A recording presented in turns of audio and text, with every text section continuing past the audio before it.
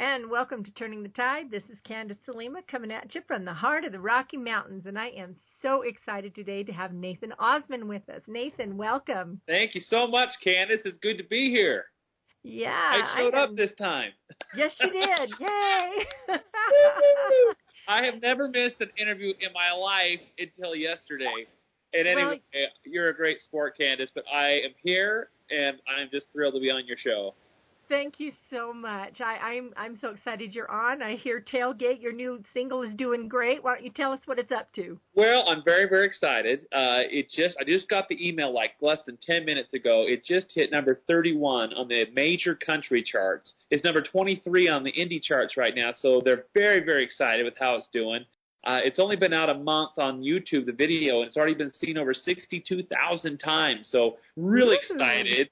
It was just featured on Sports Illustrated's Hot Clicks of the day. ESPN just requested a copy of it, and to top it off, CMT played it, so I am thrilled.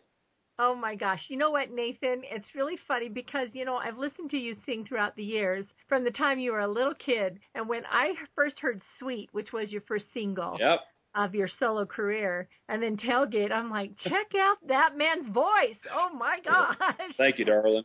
But no, you have such a wonderful, unique sound. That's the thing that I love is let's start right at the top here.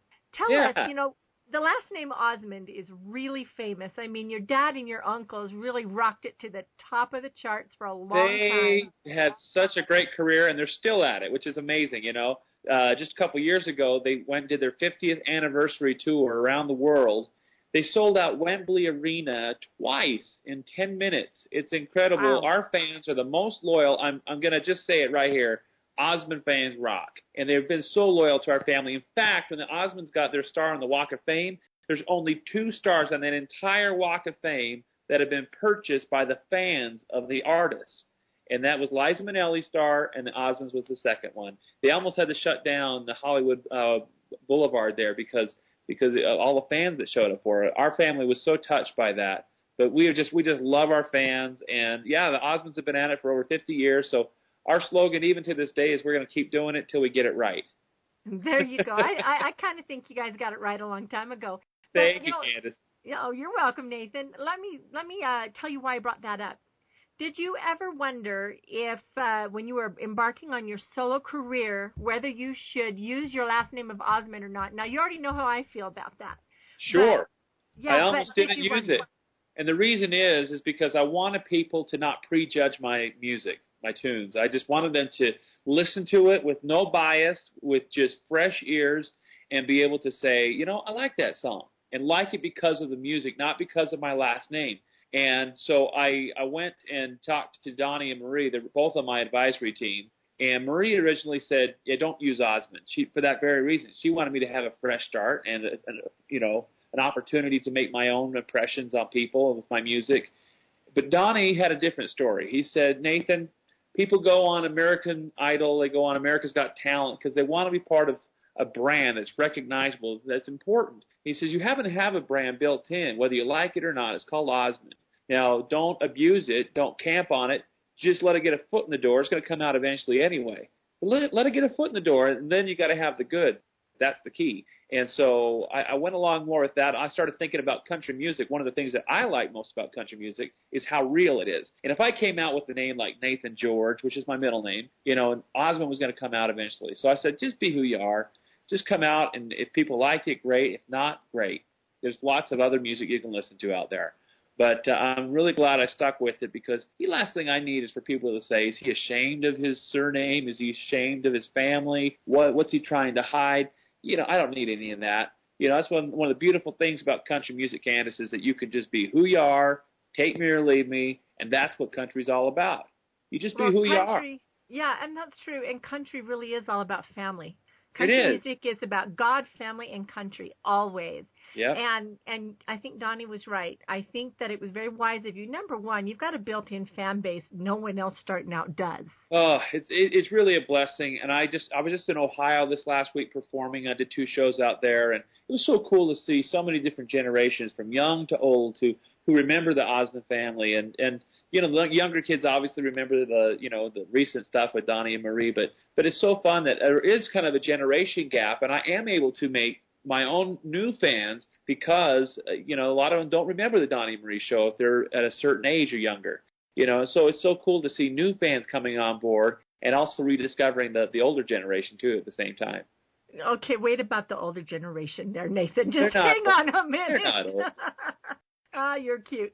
Okay, well, let me say, you have a very distinct sound that is very un-Osmond-like. Well, thanks. Does that make sense when I say that? Yeah. I didn't want my album to sound like anything Osmond you'd ever heard of before. Because, I've done a lot of singing with my brothers in the past, Osmond's second generation, but I didn't ask permission to go to Nashville to do this. I didn't even tell my family that I was going out to Nashville to do this. And one of the main reasons is because I didn't want to be talked out of my dream. Candace, are you related to somebody in your family who loves you so much they don't want to see you get hurt? Yes. They just love you so much they just want to talk you out of what you really want to do in life. I think all of us have someone in our DNA that is that way. I mean, even my father and uncles had an uncle who told him when they found out they were going to California to pursue music, he says, well, they're good, but they're not that good.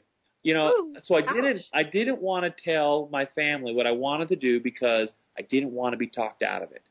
So I just went. I went to Nashville. I worked with my buddy Dean Sams, who's the keyboard player and founder of the group Lone Star. And he took me in. I just went there to write with him originally. We wrote a great song, tied, and they ended up tying it up. I was really excited. My first song I write in Nashville, Lone Star, ties up. Well, a few days go by, and after 14 years, their lead singer decided he was going to go solo. And he's got a great voice, but I'm thinking, well, there goes the band. And they got a new lead singer now, but I was just thinking fast on my feet, thinking free demo. I was just being cheap. And so I said, Dean, if you're not going to record that song, do you mind if I do? And he says, well, if you're going to do that, just come to my house. We'll do it right. And so I did. That's how this whole album project got started. And I got to work with a guy named Gary Baker, who's a great songwriter and a great producer. He co-wrote the song I Swear. He co-wrote the song I'm Already There for Lone Star. And he wrote a lot of the songs on my album. It took me over 2 years just to go out there and work on the project and do the music and find the songs, write the songs, and get it all produced. And then you got to start, you're knocking on the doors for record labels to get the word out. We just released, as I said, the first single this year, Sweet, which you heard, and that went all the way to #1 on the independent country charts and #8 on the majors. They're determined to take the Tailgate Song all the way to #1 on the majors this time around. And I'm just so thrilled. I had Dad's Old Fashioned Root Beer sponsor the video. I just went out to Indiana. They're out of Jasper, Indiana, and had a chance to perform for all of them. I'll be doing a Christmas show for them. I was just in Las Vegas with Dad. I just got off the phone with them, too. We're doing a lot more. You'll be seeing Nathan Osmond's face out there a bunch. They're a great sponsor, and it's just so fun that they were able to produce the video because I sing about long necks. It's all about tailgating. Well, I don't personally drink myself, and I wanted to show you could have fun without having the drink. So I got Dad's old-fashioned root beer long necks in my video. So it was kind of a fun thing, but we went out to a little town called Carthage, Tennessee, and it's just outside of Nashville. And it was great because the mayor of the town opened up the entire town to us. I went in there. I actually got to do my own little version of The Office, and I got to do a little acting in the video as well. But it was a fun video. We shot it right there at the high school football team's football field there at Smith County High School. I had Jack Green, an Opry legend and country star who made a cameo in my video. He's sitting there on the tailgate jamming out with me. In fact, on the new album coming out, I'll have a new duet that I just recorded with Jack. He had 9 #1 consecutive hits in a row. This guy's a legend, and just so honored to have him on my new album coming out. Oh, that is wonderful. Wait, okay, new album or the album that? Well, that's the right thing now? is I self-released my album, but when I got signed on the record label, they said, this is so fresh and so new, and we like it so much. Obviously, we've had 2 hits so far off of it. They said, we're going to repackage it. We're going to re-release it with 2 bonus songs, which will be coming out here shortly. They're just waiting on Target right now, and as soon as they give us the green light, within 7 days, you're going to see me in Target. So I'm very, very excited about that. So we're just getting that all packaged right now, writing all my thank yous in there. But this is a fresh album, and I'm very, very excited to get it out to the masses this time around with all the distribution now. Oh, congratulations, Nathan. That is wonderful. Now, I have kind of a funny question. My sister and I have sung for years, and she has a beautiful voice. She's much more talented musically than I am, and so for years, really, we harmonized and sang together. And then I heard her perform with a lady who has an astounding voice, just out of this world. And I heard my little sister sing the way she really could for the first time. Wow. Did your brothers have that reaction when they heard you? You know, I think they were shocked a little bit because I was out working, you know, I was doing my job just like everybody else. I didn't tell my bosses that I was going home or stopping through Nashville on the way to my brother's wedding. And they said, "You need a whole week off for a wedding?" I said, "Yes." I didn't tell them why, but I came an Osmond wedding. home with four songs cut, and I went in and I recorded and brought home these 4 songs, and I said, "Hey, check out this new country artist. I think you're going to really like him." So anyways, they were very thrilled, and I think I gained their respect even more because I just went and I did it. See, there's 2 types of people in life. There's those who say, "Here's what I want to do," versus those who say, "Here's what I'm doing." And so I wanted to be the latter, and I just went out and I made it happen. Good for you, Nathan. You know, I've watched as you have done this from the time that Sweet came out, and I had you on the other radio show that I was on. And it has been so exciting for me to watch you on Facebook and see things just explode for you. Thanks. Now, tell me, has country always been your passion, country music? That's where you always wanted to go? Is that why you headed to Nashville, or what? You know, I consider myself a country convert. And by the way, my kids are just coming home from school. This is Skype, baby. This is so awesome. So if you hear some kids in the background, they're just getting home from school. So that's anyway, awesome. Tell them to poke their heads on. See, that's what I love about country music. It's all about family and just being who you are. So, yes. But I actually consider myself a country convert.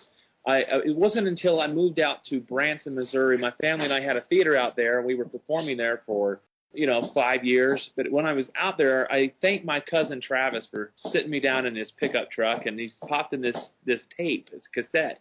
He says, "Now you listen to this guy. His name's Garth Brooks." And so Thunder Rolls came on, and I was hooked. So anyway, very, very exciting. Yeah, absolutely. Well, then apparently it's been in you for a long time. Yeah, I was probably around 15 years old when I started to really get into country music. My brothers and I had just done a lot of the boy band stuff, and we've done a lot of touring in Europe and in Asia and other places. But Branson was a good thing for me because it really did introduce me to the country roots. I had a chance to work with a lot of different people out there, everybody from Loretta Lynn to, we had Sawyer Brown come out there. I met Vince Gill for the first time. And it was just so fun to get to be introduced to country music out there, and I've been hooked ever since. Yeah, you know what? It's my favorite genre of music as well, so you just can't go wrong with some good old-fashioned country. Okay, I hear you've been hanging out in Hawaii. What's going on? Well, aloha, baby. It's been aloha. Fun. This year has seriously been one for the books because I went over to Hawaii, had a chance to star and produce a show called Pacific Swing Hawaii. It was a really kind of a character piece for me because it was all 1940s music. And anyways, I was able to perform in the very same room where they did the original USO shows. Where we had everybody from the Andrews Sisters perform there. We had we're going to do something fun here, Candace. I'm going to move you outside. This is called live television, baby. We're going to go outside because it'll be a little bit more quiet. How's that sound? But anyways, we had a chance to go over and perform at the Royal Hawaiian, and it was awesome. I had a chance to perform at the Marriott as well. But it's just, it was a fun thing. It was voted the #1 family show in Waikiki, and just so thrilled to have the opportunity to spend 5 months over there. It was great. Ooh, 5 months. My husband is so jealous. He wants to go back to the islands so bad. It's pretty rough, Yeah. I can imagine. Loved every second of it. Yeah. Nathan, why don't you tell us, we've touched on the Osmond second generation. Yeah. Why don't you tell us a little bit about when that first began, when music was more than what Dad was doing, and your father is Alan Osmond. Yeah. He was the leader of, was he lead guitar? That's right. He did a lot of the rhythm guitar for the brothers. For the brothers, for the Osmond brothers. Yeah. So how did that go from being Dad's business to yours? Well, It was just so fun to watch my father on the side of the stage. He'd take us out on the road with us, with him, and give one brother a chance to go out for a week, and then they'd fly home, and then he'd fly another son out. When you have 8 boys, you try and balance that all out. But for me, I just remember growing up around the studios and seeing how fun they were having. It's a lot of work, obviously, but for me, it just looked like so much fun that I always had a love for performing at a very young age. In fact, we used to watch the old recordings of the Andy Williams shows and used to mimic my father and uncles doing their barbershop routines and everything. And when my parents turned out the VCR to have us go eat lunch, we were singing the same songs in 2-part harmony. And they were like looking at each other going, excuse me, did you teach them that? We just kind of picked up on it, and they're like, here it goes again. So but our parents really didn't want us to be entertainers. I don't think they wanted to be stage parents at all. They just wanted us to have normal childhoods. But that's why I think they made it a little bit harder for us to really prove to them that we wanted it. And I'm glad that they did that, because you can try and just pass it on to your kids to continue the tradition, or you can make them earn it. And I think that that's what my father wanted us to do, is to appreciate every standing ovation that we ever did get, because we worked our tails off to get it. And they were known as the one-take Osmonds back on the Andy Williams shows, because they only had one take to come in and nail it, and they did it every single time. And that's attributed to hours and hours of rehearsal. And, I'm sure one of the reasons they made it hard on you is it wasn't easy on your dad and his brothers. That was a rough, yes, they were at the top of their game. I mean, they ruled the charts, the stadiums, everything, but it wasn't easy. No, it wasn't. And no one in their right mind would wish that type of life on their children. And your father is very much in his right mind. Well, there's a lot of, it's definitely not known for its morals or its standards, for sure. But one thing that I think is amazing, and one thing I'm really proud of my father and uncles, is for knowing who they were before they became famous and staying true to that. Family values and family and God first, and then family, and then career. And having been raised with such great examples, to try and follow after, has made it a lot easier for me to, as I've gotten into the business. That's where Osmond does come in as a plus. People know me because they know my family, and they know what I will and what I won't do. And so I think that they've proven that you can be who you are, you can have standards, you can have morals, and still make it in the entertainment business. Isn't that interesting? See, there's so many people that buy into what this person says, or that producer, or this promoter, and you have to take this off in order to be acceptable. Come on, show me a little more skin, or come on, you got to hold this in your hand, or be seen with this group over here in order to be accepted. Baloney. And so that's one of the reasons, like I said, I put root beer in my video, because obviously I don't drink, and I don't want to promote that. But, I can still have fun at tailgate parties. Oh, absolutely. Who needs booze at a tailgate party? Yeah. It's about the company and the food. The memories. And the game. The memories. And, of course, the game itself. Absolutely. When we come back, we're going to go to break in about 2.5 minutes. When we come back, we'll start it off at the top with the video tailgate, which is a lot of fun. I really, really like it. Okay, Nathan, tell me how your kids and your wife are handling this and this success that you are finding. Are you just hubby and dad, or are they realizing what's happening? They're very excited about it. I was on television not long ago. My little boy got to see it before he went to school, and he just was so excited to see Daddy on TV. I was over at a pumpkin patch recently called Corn Bellies, and my songs came on, and my kids thought I was the biggest rock star in the world, And to me, that was such a neat moment to see them get excited about what Daddy does, because they don't, growing up, I usually don't bring my children into a lot of the stuff that I'm working on, or I don't post their pictures out on Facebook because I want to keep my private life private. And, there's just the world is a little bit different place than even when I was a child. And so I try to keep my kids protected in that sense, because, they're number one in my book. And so I just wanted to, but it's so cool, though, that they want to play my guitar, and they want to come down and sing into the microphone as I'm rehearsing in my studio. And, it's fun to see them find some excitement, kind of like I did as a kid, watching my father perform. Yeah. Well, I think it's wonderful, Nathan, and I'm so glad from what you said in a previous answer here. that you are going to stick to your standards, that you realize that you do not have to compromise. And that is awesome. I think that in society today, the heroes, and you can't see me, but I'm doing quotation marks there. Yeah. that people look at, and not to denigrate the individuals that they are, but Britney Spears and the scantily clad, and the sports figures who are high and drunk and violent, and looking at everything that has become wrong that children are emulating. For me, it is so refreshing to have someone who not only knows who they are but what they stand for, and that's you, Nathan, and I am so grateful to you. I really want to see you reach the very top of your game here, because I want kids to have someone to look up to that is not out there cheating on their wife, getting drunk, doing drugs, or getting in wrecks, or shooting people. It's amazing what we sensationalize, what we glorify in the media nowadays, you know, and it's just like, you call that news? Some people believe that no news or bad news, or doesn't matter what kind of news it is, it's news. And so they're willing to go and do anything to get seen or heard about, you know. And so I just think that if I could give any advice to young people that are thinking about getting into this business, is go into it with your eyes open. Kind of, you know, find out who you are and decide before you get in what you're going to do, what you're not going to do. Because there's a million people here. Then there's several that will say, well, then we don't want to work with you. That's fine. You know, because in the big picture of things, you probably didn't want to work with them anyway.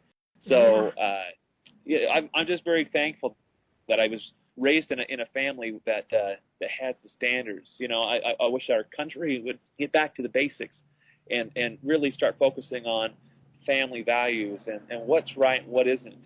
And it's amazing. We didn't go from I Love Lucy to Jersey Shore overnight. It was just gradually letting our guard down. And I wish that we'd get back to it. Now, you know, I'm not perfect myself, but I'm trying to set a good example, because I look at these three little munchkins I have inside the house that just got home from school, and, you know, I'm hoping that other people will stand up and take a stand for morals and standards, because, you know, these are the people that my kids are going to start looking up to. And I love people that are bold enough to talk about what it is that they believe, or talk about what it is that they will and won't do. And I believe this is right and that isn't. You know, it takes guts, and I think that's very different in today's world. And I think people are actually starving for it. I watched that movie about the young girl who was attacked by the shark over in Hawaii. You know, boy, I started thinking about what might be swimming underneath me while I was over there in Hawaii. But the thing is, you know, she uses the her exposure and being out there to spread, you know, a great message. And I'm very inspired by people like that, people that don't let a challenge that, you know, other people may have let get to them. She uses that for good. And that really inspired me watching that movie this year. And I hope to do the same thing. I know my father and uncles were able to do a lot of good because of the way they lived their lives. You know, it's funny that during the time they had guys that would never admit it, but now that they're older and they have kids, and their kids are now, you know, saying no to alcohol and drugs just like they did, they thank my father and uncles for being that family who set an example for them when, you know, it was not cool to not drink and not cool to not do this, especially during the 60s and 70s. You know, there was at least this one family that was on TV that they felt part of. It's funny when, you know, when my grandmother passed away, so many people called her Mother Osmond because she was like a mother figure to them in so many different ways. And same with my grandfather. And it was so cool to hear those cool stories of people that said, thank you for the example that your father and uncle set for us, because it kept me out of so many problems in life. So I hope to continue on that tradition and hope to just create great music that people can let their hair down, have some fun, and still remember what they did that night, you know? Yeah, you know, you alluded to something. Actually, you didn't allude. You actually said it, that there are times when you have to make choices of who to work with and who not to work with, and you have to decide, is that possibility of fame more enticing than being able to look yourself in the mirror? Yeah. And my advice to everyone, as was yours, is to be able to look yourself in the mirror, walk away, because the cancer that will take root in your soul if you compromise is something that will be very difficult to cut out. And so do what Nathan said. Well, I appreciate that, Candace. You know, in our family, when we were in Branson, I saw this really cool little card. It was in the post office, and I've always remembered it. And being in the entertainment business, it really kind of hit home. It says, "It mattereth not whether the world believes or merely understands, for the only applause we should seek for is that of nail-scarred hands." And it really hit home. And obviously, I'm a Christian and love to share my faith with people. But, you know, really at the end of the day, the only person we have to please is the man upstairs. And so I'm just thankful that I had parents who taught me that early on. You know, and I'm grateful to them as well. It's been intriguing. Your parents, so your dad and your uncles were super famous, I think, through my teenage years, basically, is when they had reached their peak. It was like 5 years ago, right? Yeah, I'm thinking it was probably 3, but... 3 years ago, sweet. Even better. Yeah, you're a lot younger than you look, Nathan. Anyway, I had so many friends, like you said, who came to me and said that your uncles and dad were the ones that helped them to stay away from the partying, to go back to church, to not be ashamed of who and what they were. And as you said, what it boils down to is being able to look the man upstairs in the eye and say, you know what, I took that talent you gave me and I rocked it and I stuck true to my principles. That is all anyone can ask. Well, I appreciate that. Yeah, I'm having a lot of fun doing it too, and it's just so cool to see, you know, the different generations that come out to my shows and support, and those who listen to my father and uncles bringing their daughters out to now hear another, you know, generation performing country music. My father and uncles, they did, the Osmond brothers, they sang country music as well during the 80s and had some great hits. I think that, I was hooked on country then. So I really did grow up with a lot of country music around my house. Obviously, Aunt Marie being a little bit country, you know, she's had some big hits. She sang "Meet Me in Montana" with Dan Seals, and I grew up with those tunes. That's really what I listened to a lot, especially during the '80s, was country music. So I guess you could say most of my life I've been a country fan. Oh yeah, well, country is the best. I agree with that, sister. Without question. Hello, okay, darling. Let's take a quick break, and when we come back at the top of the other side of the break, we will watch Tailgate. Yes. Back in 2 minutes with Nathan Osmond.